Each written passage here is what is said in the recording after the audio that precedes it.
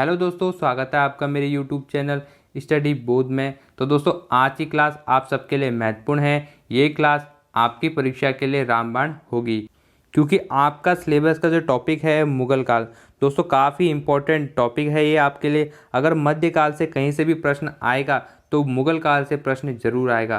तो इस वीडियो से आपका जो मुगल काल है वह पूरा कंप्लीट हो जाएगा और ऐसे ज़बरदस्त प्रश्न लिए गए जो डायरेक्ट आपके एग्ज़ाम में बनेंगे।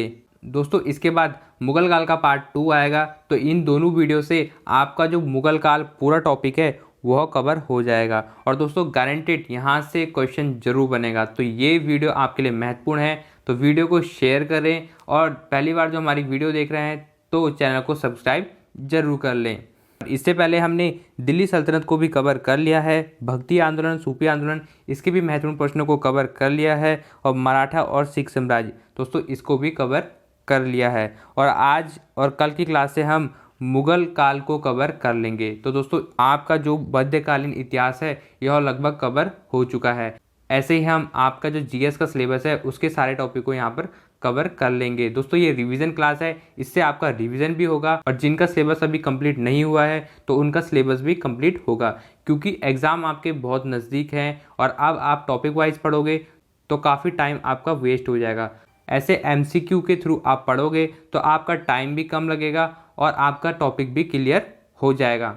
तो दोस्तों, आज का पहला क्वेश्चन है, किस मुगल शासक ने भारत में ऑटोमन युद्ध पद्धति को अपनाया था। दोस्तों, ये भी काफ़ी इंपॉर्टेंट क्वेश्चन है, बिल्कुल इसे ध्यान में रखना कि भारत में किसने ऑटोमन युद्ध पद्धति को अपनाया था। तो इसका जो आंसर हो जाएगा ऑप्शन सी बिल्कुल सही हो जाएगा। ठीक है, बाबर ने ही भारत में ऑटोमन युद्ध पद्धति को अपनाया था। तो दोस्तों, ये क्वेश्चन देखो एग्जाम में आ चुका है, तो आपको इसे ध्यान में रखना है। दोस्तों, यही क्वेश्चन यूपीएससी रिपीट करेगा, तो आपको इन्हें ध्यान में रखना है और जितने फैक्ट मैं बताऊंगा तो उन्हें भी आपको ध्यान में रखना है। तो इस वीडियो से आपका लगभग 50 एमसीक्यू कवर हो जाएंगे।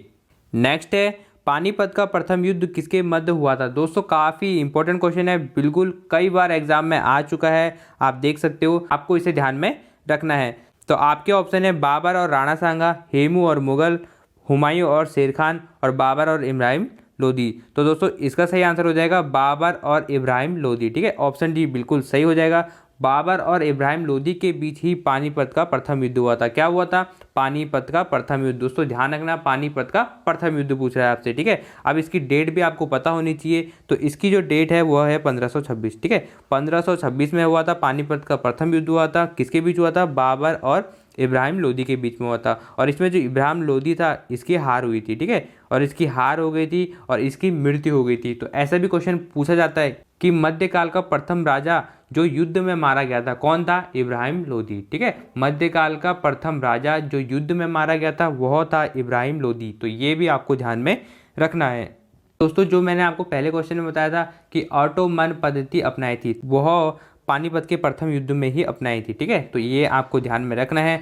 अगर प्रश्न पूछेगा तुगलमा युद्ध नीति अपनाई और ऑटोमन पद्धति अपनाई गई थी कौन से युद्ध में? ठीक है, बाबर ने। तो पानीपत के प्रथम युद्ध में ही यह नीति अपनाई गई थी। तो आपको इसे ध्यान में रखना है। वर्तमान भारत में सर्वप्रथम तोपों का प्रयोग किसने किया? ठीक है, तो वह भी बाबर ने किया था। ठीक है, सर्वप्रथम तोपों का प्रयोग मतलब जो युद्ध में सर्वप्रथम तोपों का प्रयोग किसने किया? तो वह भी बाबर ने किया था। आपको इसे ध्यान में रखना है। तो दोस्तों, इस युद्ध में बाबर जीता था और इसका जो युद्ध का सफलता का कारण था, मतलब जो युद्ध जीता था तो उसका जो मुख्य कारण था वह थे इसकी जो विशाल तोपें थी। ठीक है, तो इसी ने जो सर्वप्रथम विशाल तोपों युद्ध में लाया था और इसकी सफलता का मुख्य कारण था कि इसकी विशाल तोपें थी। तो इतने प्रकार से आपके क्वेश्चन बन सकते हैं यहाँ से, तो ये सब आपको ध्यान में रखना है।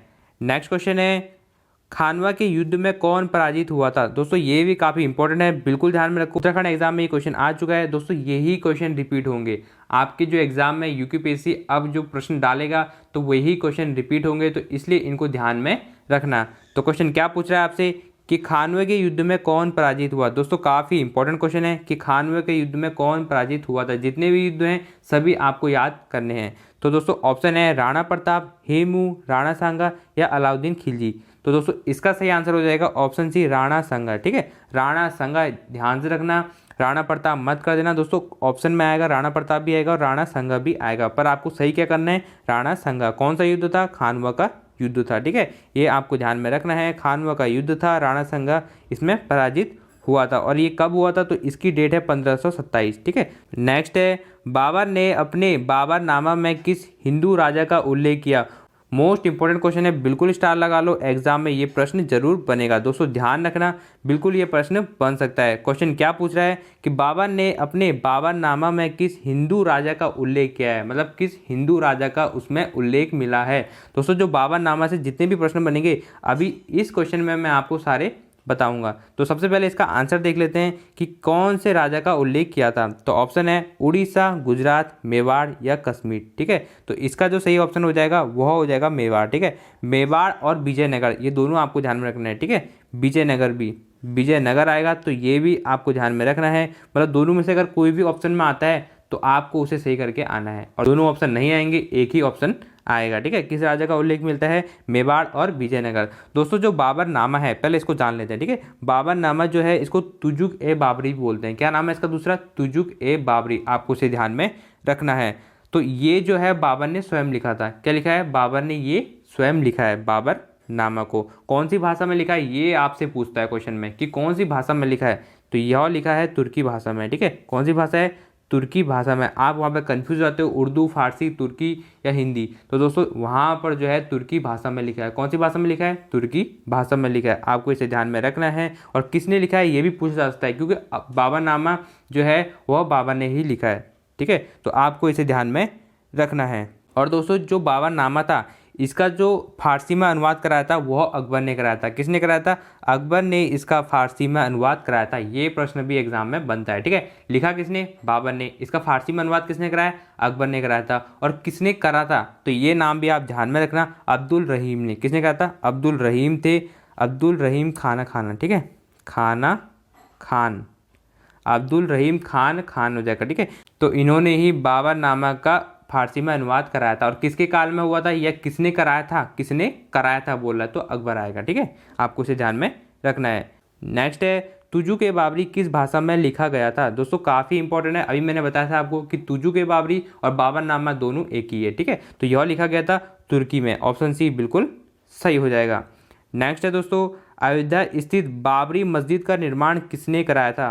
तो दोस्तों काफ़ी इंपॉर्टेंट क्वेश्चन है, बिल्कुल इसे ध्यान में रखना। बाबरी मस्जिद, कौन सी मस्जिद पूछ रहा है आपसे? बाबरी मस्जिद पूछ रहा है। तो अयोध्या स्थित जो बाबरी मस्जिद है का निर्माण किसने कराया था?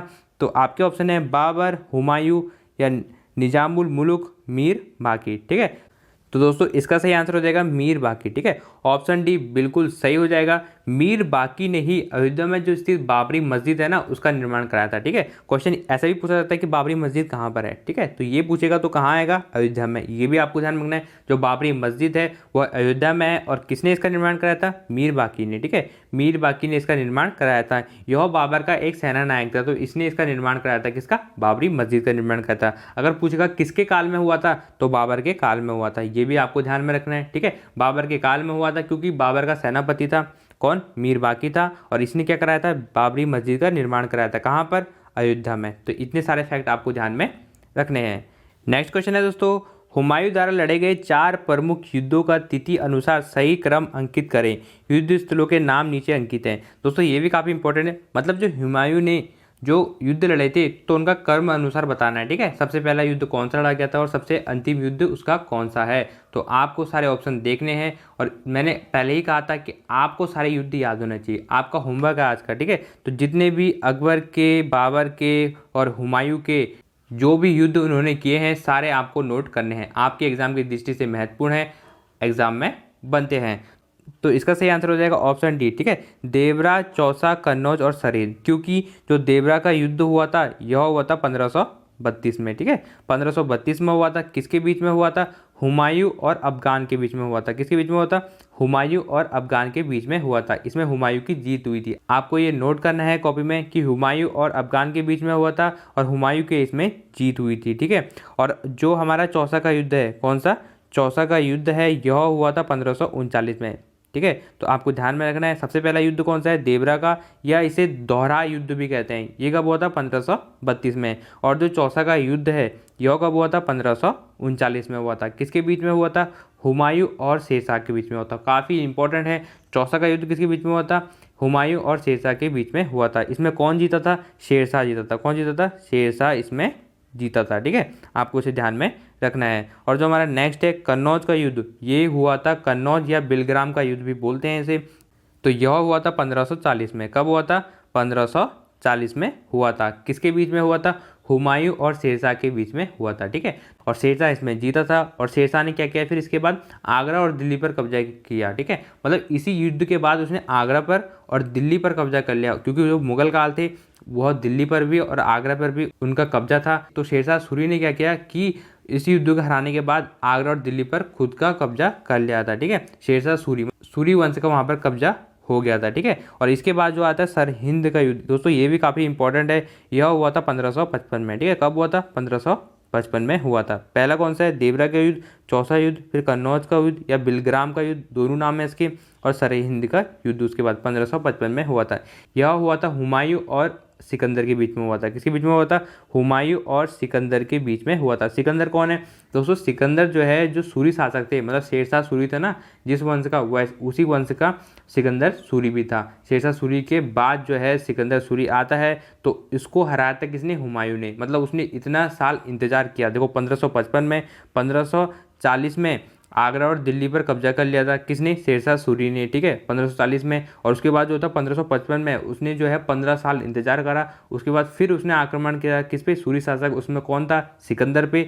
तो उसको हरा के हुमायूं ने जो है अपना खोया राज्य वापस लिया। तो ऐसा क्वेश्चन भी आता है कि हुमायूं ने अपना खोया हुआ राज्य किस युद्ध से प्राप्त किया? तो वह क्या था? सरहिंद के युद्ध से। कब हुआ था? 1555 में हुआ था। तो ये आपको सारे पॉइंट ध्यान में रखने हैं। तो दोस्तों चैनल को सब्सक्राइब जरूर करना और अपने दोस्तों के साथ भी इसे जरूर शेयर करना। आगे की क्लासेस है अब वो लाइव भी आएंगी। जो करंट अफेयर्स की क्लासेस चल रही हैं हमारी, वो भी हम लाइव करेंगे। नेक्स्ट है दिल्ली सल्तनत के प्रभाव के उपरांत किस शासक द्वारा स्वर्ण मुद्रा का सर्वप्रथम प्रचलन किया था? दोस्तों ये काफ़ी इंपॉर्टेंट है कि स्वर्ण मुद्रा का प्रथम प्रचलन किसने किया था। ठीक है, स्वर्ण मुद्रा का सर्वप्रथम प्रचलन किसने किया था? और दोस्तों क्वेश्चन बिल्कुल ध्यान से पढ़ना है।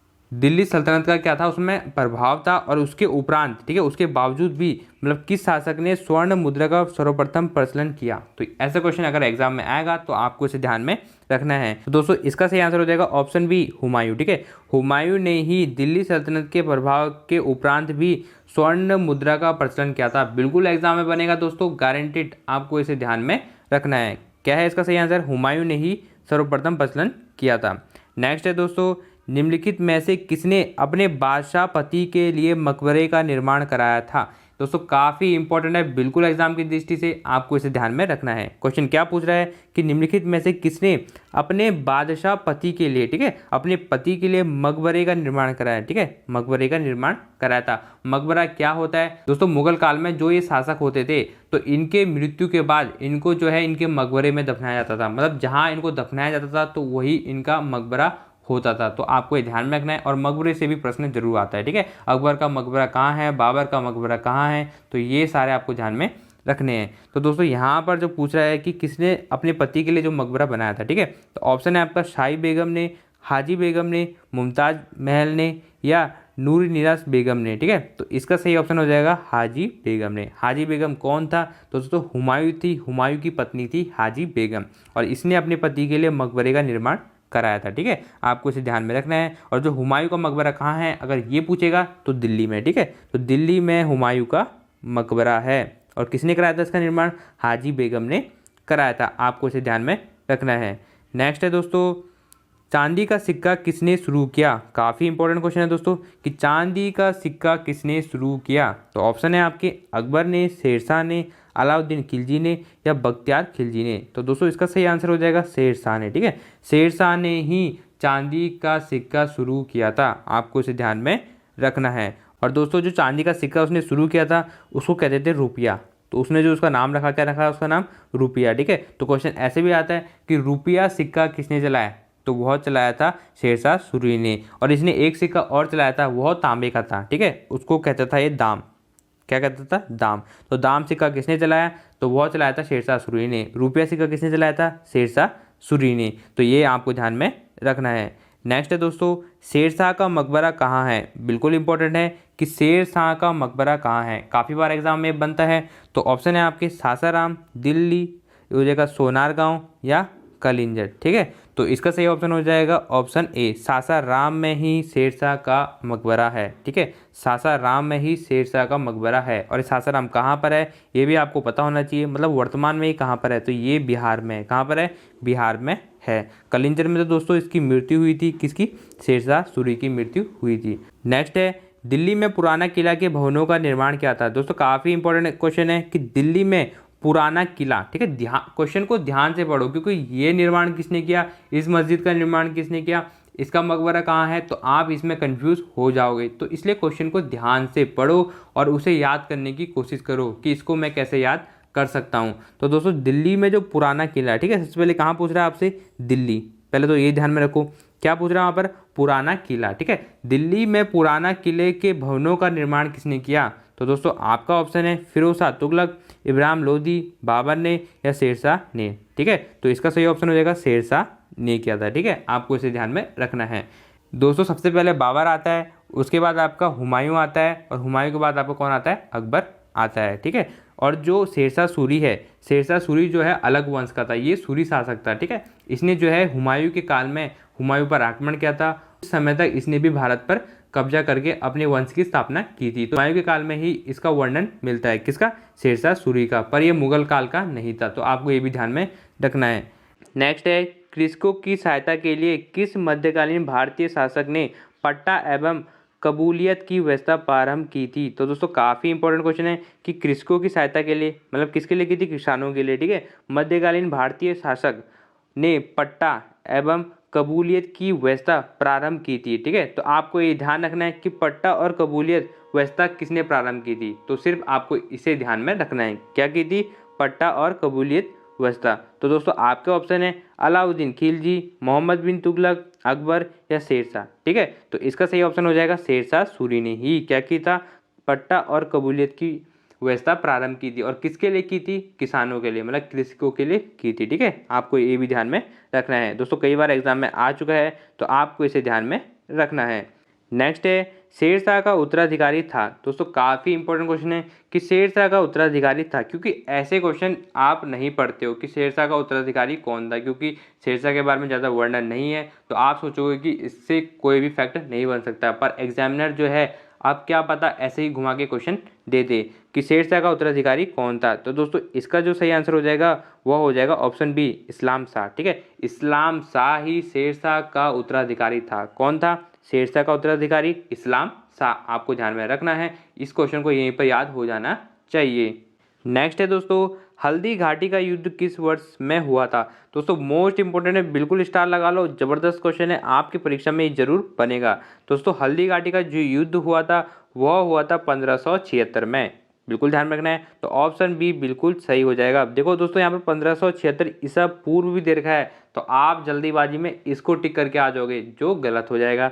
तो क्या पूछा आपसे, 1576 ईसी पूर्व, तो ईसा से भी पहले होता है। ठीक है, तो इतने पहले तो नहीं हुआ था, यह हुआ था 1576 ईस्वी में। ठीक है, सिर्फ ये देखना। तो यहाँ पर जितनी भी आपकी कन्फ्यूज़न है वो यहीं पर क्लियर हो जाने चाहिए, ताकि आपको एग्जाम में बिल्कुल कन्फर्म हो कि इसका आंसर क्या है। तो दोस्तों यह जो युद्ध हुआ था हल्दी घाटी का, यह हुआ था अकबर और किसके बीच में हुआ था, अकबर और महाराणा प्रताप के बीच में हुआ था। ठीक है, जो महाराणा प्रताप थे और अकबर के बीच में यह युद्ध हुआ था 1576 ईस्वी में हुआ था। और जो महाराणा प्रताप थे यह थे मेवाड़ के, कहाँ के थे, मेवाड़ के राजपूत थे। ठीक है, तो ये आपको ध्यान रखना है, मेवाड़ के राजपूत थे। और जो इसमें जीत हुई थी वह हुई थी अकबर की। ठीक है, तो अकबर जो है इसमें जीत गया था। काफ़ी भीषण युद्ध हुआ था हल्दी घाटी का, और यह जो है इतिहास के पन्नों में वर्णित है कि किस बहादुरी से जो हिंदू राजा थे महाराणा प्रताप, उन्होंने इस युद्ध को लड़ा था। और जो महाराणा प्रताप था, इनकी जो सेना का नेतृत्व कौन कर रहा था, वह कर रहा था हाकिम खान। ठीक है, तो हाकिम खान जो था इनकी सेना का नेतृत्व कर रहा था। और जो अकबर की सेना का नेतृत्व कर रहा था वह कर रहा था मान सिंह। ठीक है, तो मान सिंह का आपने नाम सुना होगा। मान सिंह जो था वह अकबर की सेना का नेतृत्व कर रहा था, और एक और था उसका नाम था आसफ खान। ठीक है, तो आसफ खान भी आपको ध्यान में रखना है। मान सिंह और आसफ खान इसका नेतृत्व कर रहे थे, किसके, अकबर की सेना का। और जो वहाँ पर महाराणा प्रताप की सेना का नेतृत्व कर रहा था वह था हाकिम खान। ठीक है, हाकिम खान सुर। ठीक है, और क्वेश्चन ऐसे भी आता है कि अकबर का मुख्य उद्देश्य क्या था, मतलब महाराणा प्रताप से युद्ध करने का उसका मुख्य उद्देश्य क्या था, वह था महाराणा प्रताप को अपने अधीन लाना। ठीक है, महाराणा प्रताप को अपने अधीन लाना था। किसका उद्देश्य था? अकबर का। ठीक है, कौन से युद्ध में हुआ था ये? 1576 हल्दी घाटी के युद्ध में हुआ था। तो आपको इसे ध्यान में रखना है। नेक्स्ट है दोस्तों, निम्नलिखित में से किस परिवार ने सर्वप्रथम अकबर के साथ वैवाहिक संबंध स्थापित किया था? दोस्तों ये भी काफ़ी इंपॉर्टेंट है एग्जाम की दृष्टि से, एग्जाम में ये आ चुका है, तो आपको इसे ध्यान में रखना है कि जो अकबर था, मतलब सबसे पहले अकबर ने किसके साथ वैवाहिक संबंध स्थापित किए थे? ठीक है, किसके साथ वैवाहिक संबंध स्थापित किए थे, मतलब किससे उसने सबसे पहले विवाह किया था? दोस्तों मुगलों ने तो कितने सारे विवाह किए थे, पर सबसे पहला विवाह पूछ रहा है, तो आपको इसे ध्यान में रखना है। तो दोस्तों ऑप्शन है आपका राठौर, सिसोदिया, कछवाहा और चौहान। ठीक है, तो इसका जो ऑप्शन हो जाएगा वो हो जाएगा कछवाहा। ठीक है, कछवाहा से उसने सबसे पहले वैवाहिक संबंध स्थापित किए गए थे। और दोस्तों सबसे बड़ी बात है कि जो कछवाहा था ये राजपूत है। ठीक है, राजपूत वंश के थे। कौन से हो जाएंगे? राजपूत वंश के हो जाएंगे। जो आपने नाम सुना होगा कि जोधा भाई, जिसको हरका भाई भी कहा जाता है, वह कछवाहा वंश की थी। तो इन्हीं से सबसे पहले इन्होंने विवाह किया था। किसने? अकबर ने। ठीक है, कौन से वंश की थी? कछवाहा वंश की थी, और ये राजपूत में आते हैं। तो आपको इसे ध्यान में रखना है। और उनकी जो पत्नी का नाम था क्या था? वो था जोधाबाई और हरकाबाई। ठीक है, ये ध्यान में रखना। नेक्स्ट है, निम्नलिखित में से किसे अकबर ने स्वयं मारा था? ठीक है, तो ये भी काफ़ी इंपॉर्टेंट हो जाता है कि अकबर ने किसे स्वयं मारा था। ठीक है, उस अकबर ने किसे स्वयं मारा था? तो ऑप्शन है अधम खां, बैरम खां, बाज बहादुर या पीर मोहम्मद खान। तो दोस्तों इसका सही आंसर हो जाएगा आदम खां। तो आदम खां को ही अकबर ने स्वयं मारा था, मतलब अपने हाथों से स्वयं आदम खां को ही मारा था। नेक्स्ट है, राजपूतानों के निम्न राज्यों में से किस एक ने अकबर की संप्रभुता स्वयं स्वीकार नहीं की थी? दोस्तों ये काफ़ी इंपॉर्टेंट है एग्जाम की दृष्टि से, बिल्कुल स्टार लगा लो, एग्जाम में बन सकता है। क्वेश्चन आपसे सिंपल सा क्या पूछ रहा है? अकबर की जो संप्रभुता थी उसको स्वीकारा नहीं था, मतलब अकबर के जो अधीन नहीं आया। ठीक है, कौन सा ऐसा राजपूत था जो अकबर के अधीन नहीं आया था? क्योंकि जो मुगल थे ना, यह क्या करते थे, जो हिंदू राजा थे उन पर दबाव डालते थे कि हम तुम पर आक्रमण कर देंगे, नहीं तो तुम हमारे अधीन आ जाओ। बहुत सारे राज्यों पर ऐसे ही कब्जा किया, उनको अधीन करने के लिए प्रस्ताव देते थे। अगर वो अधीनता नहीं स्वीकारते थे तो उन पर यह आक्रमण कर देते थे। क्योंकि जो मुगल थी उन पर एक विशाल सेना थी, क्योंकि यह जो थे दिल्ली में, भारत के केंद्र में इन्होंने अपनी सत्ता स्थापित की गई थी और इन पर एक विशाल सेना थी, इसलिए जो थे यह सबको अपना गुलाम बनाना चाहते थे। तो दोस्तों यहाँ पर जो पूछा है कि किसने नहीं स्वीकारा था, ठीक है, तो ऑप्शन हो जाएगा आमेर, मेवाड़, मारवाड़ और बीकानेर। ठीक है, तो इसका सही ऑप्शन हो जाएगा मेवाड़। ठीक है, मेवाड़ में के शासक कौन थे? महाराणा प्रताप थे। तो उन्होंने ही इसकी जो अधीनता थी उसको नहीं स्वीकारा था। किसकी? अकबर की। ठीक है, आपको इसे ध्यान में रखना है। कौन सा राज्य है? मेवाड़। ठीक है, नेक्स्ट है दोस्तों, अकबर के साथ युद्ध करने वाली दुर्गावती डैश की रानी थी। दोस्तों ये काफ़ी इंपॉर्टेंट है, ये कई बार एग्जाम में बनता है, तो आपको इसे ध्यान में रखना है कि अकबर के साथ युद्ध करने वाली जो दुर्गावती थी, दुर्गावती कौन थी? एक हिंदू रानी थी। ठीक है, रानी थी, यह कौन से राज्य से थी? ठीक है, तो यहाँ पर जितने भी ऑप्शन दिए हैं यह राज्यों के नाम दिए हैं। तो ऑप्शन है आपका मंडला, मांडू या असीरगढ़ या रामगढ़। ठीक है, तो इसका सही ऑप्शन हो जाएगा मंडला। ठीक है, ऑप्शन ए बिल्कुल सही हो जाएगा। आपने दोस्तों गोडा 1 भी पढ़ा होगा। ठीक है, तो गोडा 1 भी पढ़ा होगा, तो ये भी ध्यान में रखना है, ये दोनों आता है, गोडा 1 हो जाएगा या मंडला हो जाएगा। ठीक है, ये दोनों एक ही नाम है। और ये कहाँ पड़ता है? यह पड़ता है एमपी में, मतलब ये एमपी की हिंदू रानी थी। कौन थी? दुर्गावती जो थी वह एमपी की, मध्य प्रदेश में एक राज्य पड़ता था मांडला या गोडावना, वहाँ की ये रानी थी। आपको इसे ध्यान में रखना है। नेक्स्ट है दोस्तों, निम्नलिखित में से किस मुस्लिम शासक ने तीर्थ यात्रा कर समाप्त कर दिया था? ये भी काफ़ी इंपॉर्टेंट है दोस्तों कि किस मुस्लिम शासक ने तीर्थ यात्रा कर, ठीक है, जो तीर्थ यात्रा होती है ना, तो वो कर को समाप्त कर दिया, किसने? तो ये इंपॉर्टेंट हो सकता है आपके एग्जाम की दृष्टि से। तो ऑप्शन है आपके बहलोल लोदी, शेरशाह, हुमायूं या अकबर। ठीक है, जो तीर्थ कर समाप्त किया था वह था अकबर। ठीक है, ऑप्शन डी बिल्कुल सही हो जाएगा। दोस्तों अकबर से आपके ज़्यादा प्रश्न बनते हैं, क्योंकि अकबर ने अपने काल में बहुत सारे कार्य किए थे, बहुत सारी इमारत का निर्माण किया गया था, तो इससे ज़्यादा प्रश्न बनने की उम्मीद है। और लास्ट में मैं आपको अकबर के जितने भी इंपॉर्टेंट फैक्ट हैं वो भी मैं आपको बताऊंगा, तो लास्ट तक वीडियो जरूर देखना। नेक्स्ट है दोस्तों, जब्ती प्रणाली किसकी उपज थी? दोस्तों काफ़ी इंपॉर्टेंट क्वेश्चन है कि जब्ती प्रणाली किसकी उपज थी? तो ऑप्शन है गैसुद्दीन तुगलक, सिकंदर लोदी, शेरशाह या अकबर। ठीक है, आपको सिर्फ ये ध्यान रखना है कि जब्ती प्रणाली किसने शुरू की थी। क्वेश्चन ये आएगा कि जब्ती प्रणाली किसने शुरू की थी, तो यह की थी अकबर ने। ऑप्शन डी बिल्कुल सही हो जाएगा। अब जब्ती प्रणाली है क्या? आपके मन में ये प्रश्न बन रहा होगा। तो दोस्तों जो जब्ती प्रणाली है यह भू राजस्व के लिए था, मतलब ठीक है, भू राजस्व मतलब भूमि से राजस्व प्राप्त करने के लिए क्या बनाई गई थी, जब्ती प्रणाली बनाई गई थी। और ये सिर्फ खालसा भूमि पर लागू होता था। कहाँ होता था, खालसा भूमि पर, ठीक है, खालसा भूमि पर यह लागू होता था, ठीक है। और ये किसने दिया था, यह दिया था टोड रमल ने। कौन हो जाएगा, टोड रमल ने, ठीक है। अब टोड रमल कौन था, ये तो आपने नाम सुना होगा। तो जो अकबर के 9 रत्न थे ना, उसमें से एक था कौन, टोड रमल था। आपको ये ध्यान में रखना है। नेक्स्ट है दोस्तों, टोड रमल ने किस क्षेत्र में ख्याति अर्जित की थी। दोस्तों काफ़ी इंपॉर्टेंट है, मैंने आपको पहले क्वेश्चन में बताया था। जो टोड रमल था यह किससे संबंधित है, तो ऑप्शन है सैन्य अभियान, भू राजस्व, हास परिहास, चित्रकला, ठीक है। तो इसका सही आंसर हो जाएगा भू राजस्व से संबंधित है कौन, टोड रमल। इसी ने ही भू राजस्व से संबंधित जब्ती प्रणाली का निर्माण किया था। किस भूमि पर किया था, खालसा भूमि पर। यह आपको ध्यान में रखना है। यह अकबर के 9 रत्न में से एक था। नेक्स्ट है दोस्तों, दीन ए इलाही का प्रचार किस शासक ने किया था। दोस्तों ये काफ़ी इंपॉर्टेंट है, बिल्कुल इसे ध्यान में रखना कि दीन ए इलाही का प्रचार किस शासक ने किया था। तो ये आपको ध्यान में रखना है। और दीन ए इलाही का जो दूसरा नाम है वो है तौहीद, तौहीद ए इलाही, ठीक है। तौहीद ए इलाही आ गया, तो ये भी आपको ध्यान में रखना है। तो इसका जो प्रचार किया था वह किया था अकबर ने। ऑप्शन बी बिल्कुल सही हो जाएगा। और दोस्तों जो दीन ए इलाही था ये क्या था, ठीक है। तो ये जो था सभी धर्मों को एक करने के लिए, मतलब जो सभी धर्म था ना उसको एक के लिए अकबर ने यह शुरू किया था। कौन सा, दीन ए इलाही। कब किया था, 1582 में। डेट भी आपको इसे ध्यान में रखनी है। 1582 में दीन ए इलाही का निर्माण किया गया था। नेक्स्ट है दोस्तों, इबादत खाने का निर्माण किसने करवाया था। दोस्तों ये काफ़ी इंपॉर्टेंट है कि इबादत खाने का निर्माण किसने कराया था।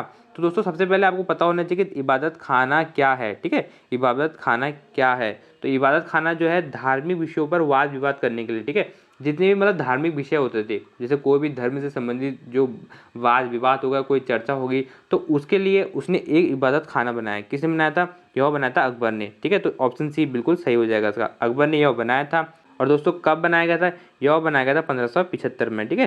1575 में इबादत खाने का निर्माण किया गया था। और इसे सब धर्मों के लिए कब खोला गया, 1578 में।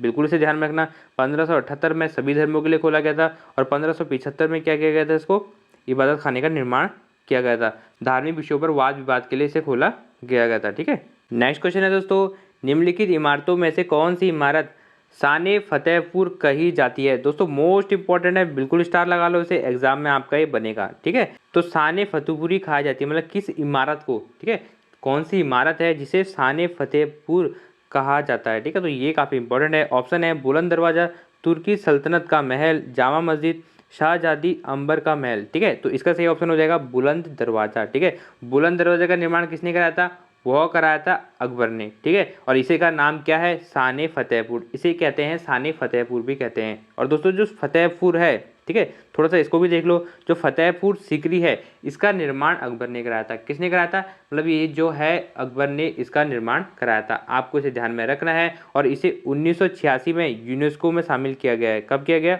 1986 में से यूनेस्को में शामिल किया गया था। तो ये आपको ध्यान में रखना है। और जो फतेहपुर सीकरी है यह हमारी मुगल काल की राजधानी भी रही थी। तो आपको इसे ध्यान में रखना है। नेक्स्ट है दोस्तों, कौन सा स्मारक फतेहपुर सीकरी में नहीं है। तो दोस्तों ये काफ़ी इंपॉर्टेंट है कि कौन सा स्मारक फतेहपुर सीकरी में नहीं है। तो ऑप्शन है स्वर्ण महल, पंच महल, जोधा भाई का महल, अकबरी महल, ठीक है। तो इसका सही आंसर हो जाएगा अकबरी महल। दोस्तों उत्तराखंड में आर का क्वेश्चन बिल्कुल ध्यान में रखना, एग्जाम में बनेगा कि अकबरी जो महल है वह फतेहपुर सीकरी में नहीं है। क्या पूछ रहा है, नहीं है। तो आपको इसे नोट करना है कि फतेहपुर सीकरी में कौन कौन सा है, स्वर्ण महल है, पंच महल है, जोधा भाई का महल है, और बुलंद दरवाज़ा भी है जो ऊपर मैंने आपको बताया था, ठीक है। तो ये है अकबरी महल नहीं है। नेक्स्ट है दोस्तों, दिल्ली में कौन सा ऐतिहासिक स्मारक भारतीय तथा फारसी वास्तुकला शैली का उदाहरण है। दोस्तों मोस्ट इंपॉर्टेंट है, बिल्कुल स्टार लगा लो, एग्जाम में ये प्रश्न बनता है, ठीक है। क्या है प्रश्न कि कौन सा ऐतिहासिक स्मारक भारतीय तथा फारसी वास्तुकला, भारतीय और फारसी वास्तुकला शैली का उदाहरण है, ठीक है। क्या पूछ रहा है, भारतीय और फारसी, ठीक है। तो इसका जो सही आंसर हो जाएगा वह हो जाएगा हुमायूं का मकबरा, ठीक है। हुमायूं का मकबरा मैंने आपको पहले बताया था किसने इसका निर्माण किया था, हाजी बेगम ने किया था। हुमायूं का मकबरा कहाँ है, दिल्ली में है। और ये जो है भारतीय और फारसी, ठीक है, वास्तुकला शैली, जो शैली होती है भारतीय और फारसी, उसका क्या है, उदाहरण है। आपको इसे ध्यान में रखना है। नेक्स्ट है दोस्तों, निम्न में से किसका निर्माण अकबर ने कराया था। दोस्तों ये काफ़ी इंपॉर्टेंट है कि अकबर ने किसका निर्माण करवाया था।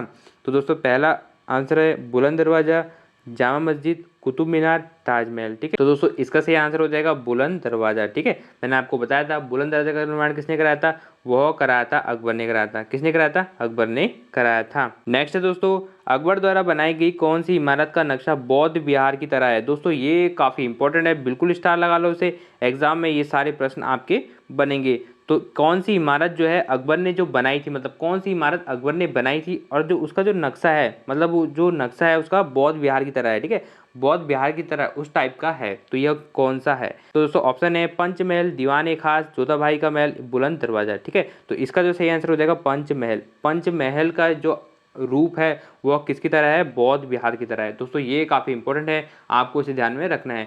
दोस्तों अकबर ने बहुत सारी इमारतों का निर्माण किया था, तो इसलिए वहाँ से ये प्रश्न बनते हैं, तो आपको इसे ध्यान में रखने हैं।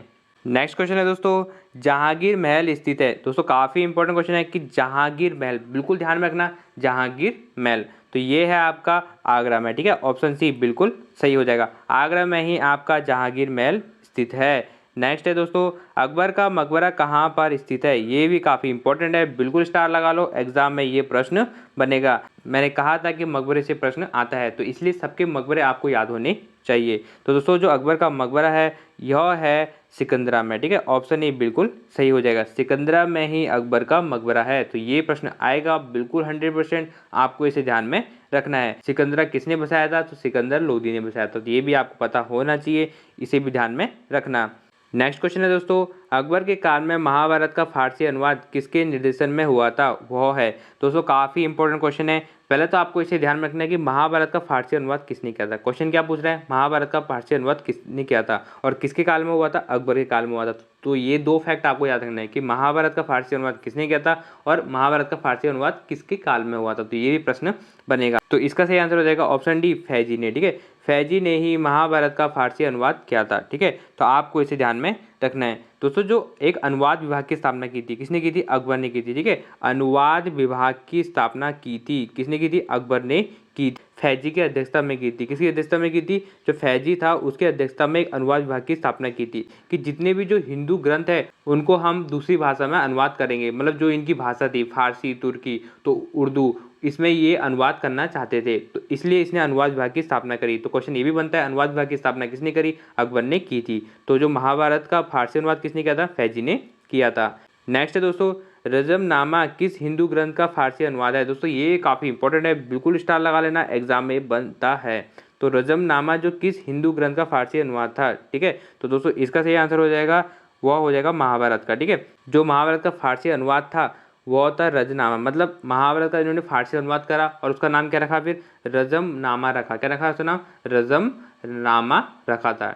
नेक्स्ट है दोस्तों, निम्नलिखित में से किसने रामायण का फारसी अनुवाद किया था। तो दोस्तों ये काफ़ी इंपॉर्टेंट है कि रामायण का फारसी अनुवाद किसने किया था। ठीक है, ऑप्शन है मुल्ला शेरी, अबुल फजल, फैजी या अब्दुल कादिर बदायूं। ठीक है, तो बदायूं आपको ध्यान में रखना है, बदायूं ने ही रामायण का फारसी अनुवाद किया था। किसका किया था, रामायण का फारसी अनुवाद किया था। दोस्तों कंफ्यूज मत होना कि महाभारत का फारसी अनुवाद किसने किया, रामायण का फारसी अनुवाद किसने किया, आपको ध्यान से इसे पढ़ना है, ये प्रश्न जरूर आते हैं क्योंकि इनमें बच्चे कंफ्यूज होते हैं। नेक्स्ट है दोस्तों, मुगल सम्राट अकबर के समय का प्रसिद्ध चित्रकार था। दोस्तों ये काफ़ी इंपॉर्टेंट है कि जो अकबर था उसके समय का जो प्रसिद्ध चित्रकार कौन था। ठीक है, प्रसिद्ध चित्रकार कौन था। तो दोस्तों ऑप्शन है अबुल हसन, दसवंत, उस्ताद मंसूर, किशन दास। ठीक है, तो इसका सही आंसर हो जाएगा, वो हो जाएगा दसवंत। ऑप्शन भी बिल्कुल ध्यान में रखना, जो दसवंत है वह अकबर का प्रसिद्ध चित्रकार था। और दोस्तों एक और चित्रकार था अकबर के दरबार में, उसका नाम है बसावन। ठीक है, कौन है, बसावन है। ठीक है, तो बसावन भी आपको ध्यान में रखना है, अगर दोनों में से कोई भी ऑप्शन आता है तो आपको उसे ही टिक करना है। बसावन और दसवन किसके शासन में थे, अकबर के शासन में चित्रकार थे।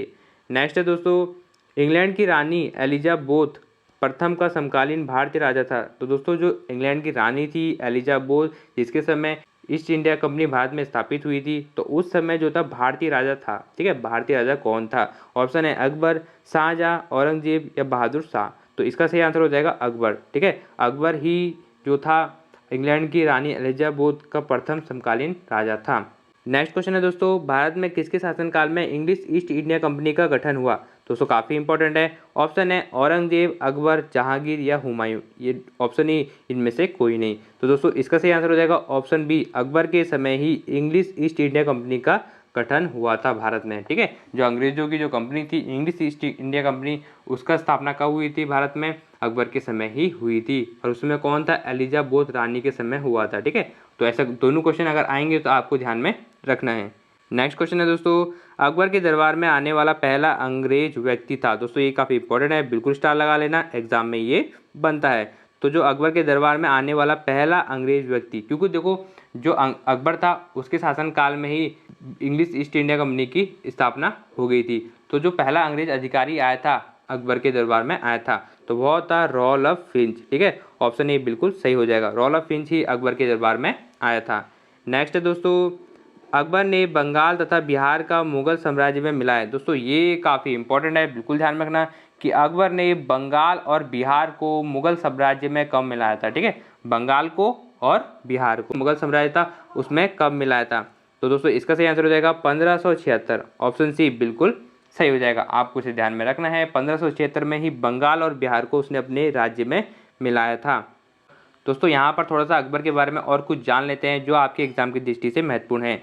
तो दोस्तों सबसे पहले आपको पता होना चाहिए कि अकबर का बचपन का नाम क्या था, तो वह था जलाल। ठीक है, तो जलाल जो है अकबर का बचपन का नाम है, ये भी आपको ध्यान में होना चाहिए। और दोस्तों अकबरनामा, ठीक है, जो अकबरनामा लिखी जैसे बाबरनामा है वैसी क्या है? अकबर नामा है। तो अकबर जो नामा है वो किसने लिखी थी? वो लिखी थी अबुल फजल ने, बिल्कुल ध्यान में रखना, अबुल फजल ने लिखी गई थी। ठीक है, ये आपको ध्यान में होनी चाहिए। और मुगलों की राजकीय भाषा क्या थी? जो मुगल थे उनकी राजकीय भाषा क्या थी? फारसी थी। क्या थी? फारसी थी। उर्दू मत करके आना या तुर्की मत करके आना, क्या थी? फारसी थी। और दोस्तों एक पॉइंट और ध्यान में रखो कि अकबर जो था वाद्य यंत्र बजाता था, मतलब अकबर जो था कौन सा वाद्य यंत्र बजाता था? तो वह था नगाड़ा। तो नगाड़ा था, या आपको कहीं पर नकारा भी दिखेगा। क्या दिखेगा? नकारा भी दिखेगा। वह कौन बजाता था?